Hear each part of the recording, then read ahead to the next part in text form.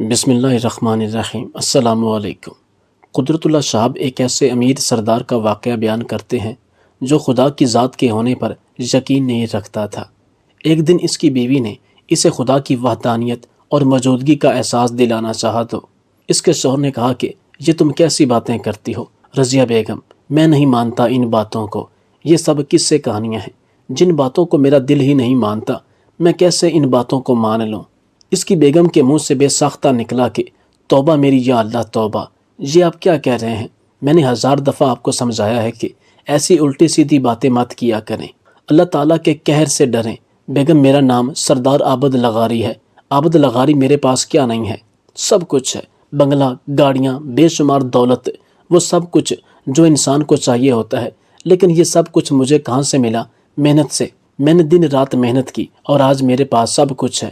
یہ مجھے کسی نے دیا نہیں، میں نے خود حاصل کیا ہے، کسی خدا نے اوپر سے نہیں پھینکا۔ ہر وقت خدا خدا کرتی رہتی ہو، کہاں ہے خدا؟ دکھا مجھے، اگر خدا ہے تو وہ نظر نہیں آ رہا۔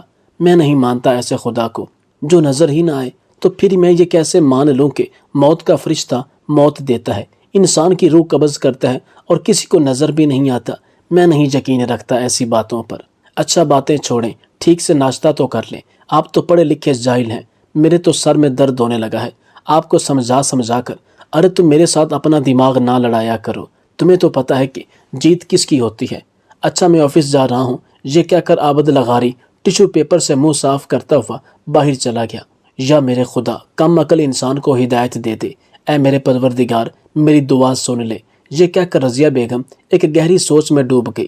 عابد لغاری اپنی مہنگی ترین گاڑی میں بیٹھا مین روڈ پر جا رہا تھا، وہ ڈرائیونگ بھی خود ہی کرتا تھا، غریبوں سے سخت نفرت کرنے والا اور بے رحم انسان تھا۔ عابد لغاری درمیانی رفتار میں گاڑی چلا رہا تھا کہ اچانک ایک بوڑھا آدمی اس کی گاڑی کے آگے آ کر کھڑا ہو گیا تو عابد لغاری نے ایک دم بریک لگائی۔ عابد لغاری نے بڑی تیزی سے گاڑی کو روکا تھا، اس کا چہرہ غصے سے لال سرخ ہو رہا تھا۔ اس کو غصے میں دیکھ کر بوڑھا آدمی گھر والے لہجے میں بولا، مجھے معاف کر دیں صاحب، میں نے آپ کو روکا۔ عابد لغاری نے زور سے بوڑھے کے گال پر تھپڑ مارا، بکواس بند کرو، اگر تم گاڑی کے نیچے آ جاتے تو جانتے ہو میں نے کتنی مشکل سے گاڑی کو روکا ہے، دفع ہو جاؤ یہاں سے۔ صاحب مجھے آپ سے ایک کام تھا، میں آپ کے گھر بھی گیا تھا۔ عابد لغاری اور بھڑک اٹھا، میں نے تمہیں کتنی بار سمجھایا ہے کہ مجھ سے ملنا ہے تو فیکٹری میں ہی ملا کرو، تم کیوں گھر گئے تھے؟ بوڑھا ہاتھ جوڑتے ہوئے بولا، میرا بچہ بہت بیمار ہے، میرے پاس پیسے نہیں ہیں، مجھے تھوڑے سے پیسے دے دیں، میں اس کے لیے دوائی لے آؤں۔ عابد لغاری نے تیش میں آ کر بوڑھے کو گریبان سے پکڑ کر جھنجھوڑا، ارے بوڑھے تمہارا دماغ خراب ہے، بیٹا تمہارا بیمار ہے، دوائی کے لیے پیسے میں دوں؟ کیوں دوں میں پیسے؟ پہلے جو پیسے لیے تھے تم نے وہ واپس کیے نہیں۔ وہ دھاڑا، خدا کے لیے جی مجھے غریب پر مہربانی کریں، میں آپ کے سارے پیسے واپس کر دوں گا۔ وہ گڑ گڑا رہا تھا، ارے جاؤ دفع ہو جاؤ، میں تمہیں 1 روپیہ بھی نہیں دوں گا۔ اور کس بات کی خدا کی بات کرتے ہو جسے میں نے آج تک دیکھا ہی نہیں، اور آج کے بعد فیکٹری آنے کی ضرورت نہیں، میں نے تمہیں نوکری سے نکال دیا ہے۔ بوڑھا اپنے آنسو صاف کرتے ہوئے آسمان کی طرف دیکھتے ہوئے بولا، اے میرے خدا، اس بے رحم اور ظالم انسان سے سب چھین لے، ساری دولت اور جان لے لے اس کی، موت کا فرشتہ بھیج، اور تجھے پتہ ہے میرے پاس پیسے نہیں ہیں، میرے بیٹے کو تندرستی دے۔ یہ کہہ کر وہ بزرگ چلا گیا اور عابد لغاری غصے سے سر کو ہلاتے ہوئے بولا، بے وقوف بوڑھا، خدا ہوگا تو تیری مدد سنے گا۔ یہ کہتے ہوئے عابد لغاری گاڑی میں بیٹھا اور روانہ ہو گیا۔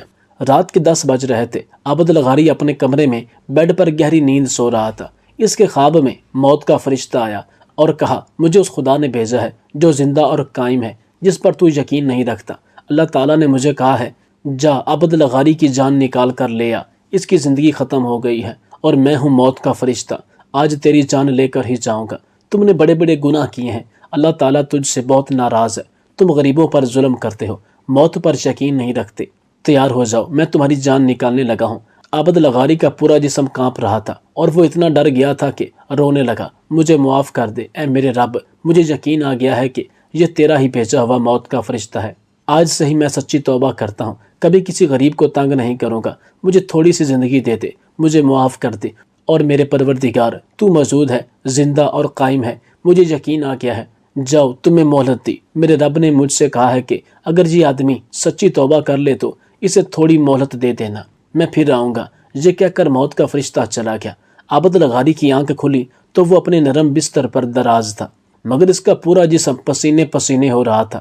اسی کی ٹھنڈک میں بھی اس کے کپڑے بھیگے ہوئے تھے۔ اس کو احساس ہو گیا تھا کہ وہ غلط تھا، اور دنیا بنانے والے نے اس کو بتا دیا کہ وہی خالق و مالک ہے، جب چاہے جلا بخش دے اور جب چاہے جان لے لے۔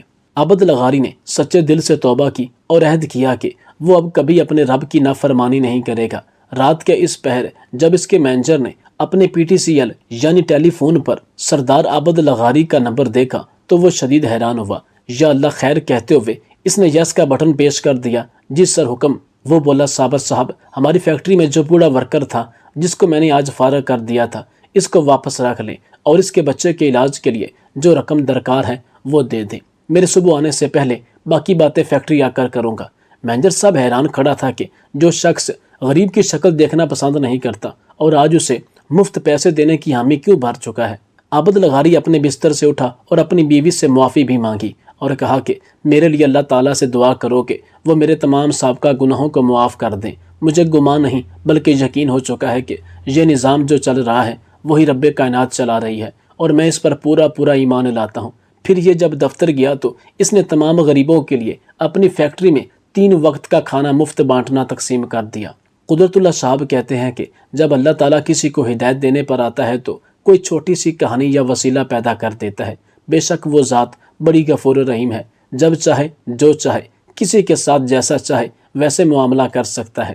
اللہ تعالیٰ ہم سب کو حقیقی طور پر اللہ تعالیٰ کی ذات پر ایمان لانے کی توفیق عطا فرمائے۔ آپ سے گزارش ہے کہ ہماری اس ویڈیو کو لائک اور شیئر کیجیے گا۔ اللہ حمی و ناصر۔